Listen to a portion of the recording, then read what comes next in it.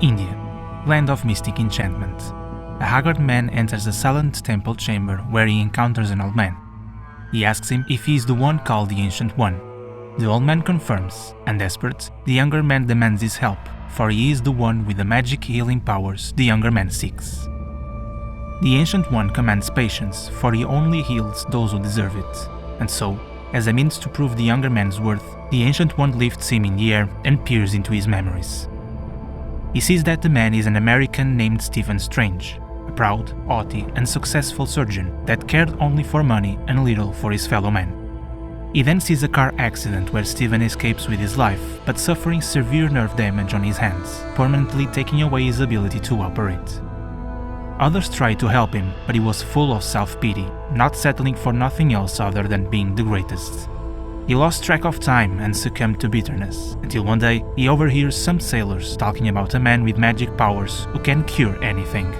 The Ancient One. Strange too had heard that name before, and with a spark of hope, he travels the world in search of this legend. The Ancient One refuses to help him, for his motives are still selfish, but sensing in Strange a speck of goodness, he proposes he stays to study with him, so Strange can find within himself the cure he seeks. Strange dismisses the old man as a fraud and tries to leave, only to find the path blocked by snow that wasn't there before, forcing him to stay until it thaws. So the Ancient One introduces him to his pupil Mordo that leads him to his chambers. Impatient, Strange strolls through the temple, witnessing Mordo studying and reciting from scrolls. Then, he goes to see the Ancient One again to see if he can finally leave, but comes across a swirling vapor surrounding the old man. The Ancient One says that he is being attacked by the vapors of Valtor, spawned by black magic by an unseen enemy. The Ancient One defends himself, summoning the powers of the Vishanti by the spell of Dread Dormammu and in the name of the all-seeing Agamotto. And at that moment, the vapors vanish with a flash of light. Astonished, Strange floods the old man with questions about what he just saw, and the Ancient One tells him that the forces of evil are pitted against him, so he must be on his guard.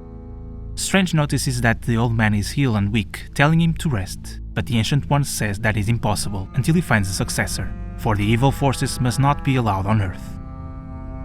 Later, Strange thinks to himself that he can't stay here much longer, or he'll end up becoming a believer. He makes his way to the exit and again comes across Mordo summoning the vapors that attacked the old man before. He hears him beseeching to Dormammu upon a figurine of the Ancient One, realizing that the enemy attacking is his own pupil. Mordo confronts him, saying that Strange is too weak to stop him, and once the Ancient One is slain, he shall be the only master of black magic. Strange tries to go and warn the old man, but Mordo casts a spell upon him, forming an iron clamp on Strange's mouth, but invisible to others. Unable to utter a word, Strange ponders that this is an undeniable proof of magic, but realizing he can still move, charging at Mordo. Once again, the evil sorcerer casts a spell binding Strange's wrists into an invisible bond. Strange doesn't let any of this stop him and goes to speak with the Ancient One, but upon reaching the old man, he is stopped by some force. He sees Mordo speaking with the Ancient One and tries with all his strength to warn him. The old man notices him, but is interrupted by Mordo, who challenges Strange to speak, and without an answer, Mordo pleads with the old man to send Strange back to the west. Frustrated, Strange thinks to himself that at last he sees the power of sorcery. He can't give up, for he must not allow the Ancient One's defeat. He then realizes that he is only subject to Mordo's spell if he tries to warn the Ancient One, being able to speak of other matters. So he tells the old man that he wishes to accept his offer to study with him and to prove himself worthy of the mystic arts. Seeing the good in Strange, the Ancient One accepts and then releases him from Mordo's spells, surprising Strange with his ability of seeing the unseen. The Ancient One knew of Mordo's plans all along, but prefers to keep him here where he can control him rather than banish him. He tells Strange that one day, when he's gone, it will be Strange's task to battle Mordo. He then warns Strange of the difficult path ahead, asking if he still wants to continue, to which Strange answers that he does. And so it began. Through the next few years, Strange studies the mystic arts, preparing himself for the epic battles ahead.